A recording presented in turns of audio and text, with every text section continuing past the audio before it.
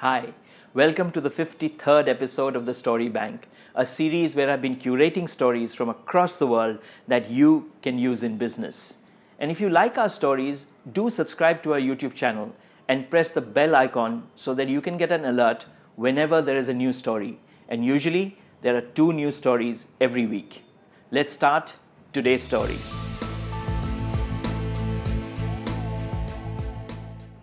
This is 2003, and the reputation of the British cycling team is not good. In fact, it is so bad they haven't yet won a single gold medal for the last 95 years. The last time they won a gold medal at the Olympics was 1908. In fact, their performance was so underwhelming that a famous cycle manufacturer from Europe refused to sell their bikes to the British cycling team, saying that if they saw losers on the bike, other people might not buy those bikes. It was that bad. That's when the British Cycling Association appointed Dave Brailsford to become the new performance coach, a performance director. Now, Dave Brailsford's philosophy was not about big strategies or making huge changes. What he believed is something he called the aggregation of marginal gains. He believed that if you take that entire cycling process and break it up into little pieces and make 1% change in each of them and then put them together, you'll get a gigantic leap. And that's the philosophy with which Dave came in. So what he did with his team of coaches is looked at everything that goes in. So for example, they redesigned the bicycle seat to make it more comfortable. They rubbed alcohol on the tires to get better grip. Then they put warmers on undershorts so that there was an even body temperature as the riders rode. The riders were given biosensors to see how they reacted to various exercises. They even did a lot of wind tunnel exercise, and they found that the indoor cycling suits that there were actually better than the outdoor ones, so they shifted to that. But they didn't stop there. They even went into other things that you wouldn't think of. They looked at pillows and mattresses specific to each rider to see which one gives them the best sleep. They even painted the color of the touring bus, the inside color, white, so that they could spot any speck of dirt which might cause ill health.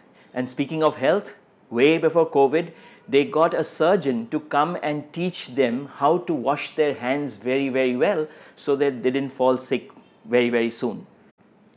As these and 100 other little improvements accumulated, the results came faster than anyone had ever imagined.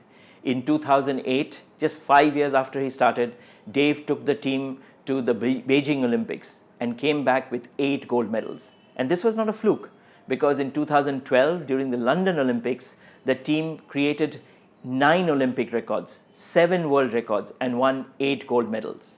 In 2012, Dave was asked to focus on the Tour de France team. No British cyclist had ever won the Tour de France.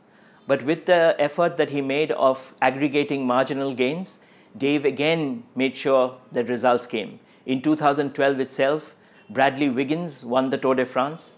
Chris Froome followed it the very next year and then won it again 2015, 2016 and 2017. And to finish the winning streak, Geraint Thomas won it in 2018.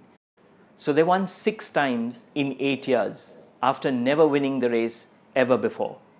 How does that happen? This graph from James Clear's book Atomic Habit explains it best. Improving by 1% isn't particularly notable. Sometimes it's not even noticeable, but it can be far more meaningful, especially in the long run.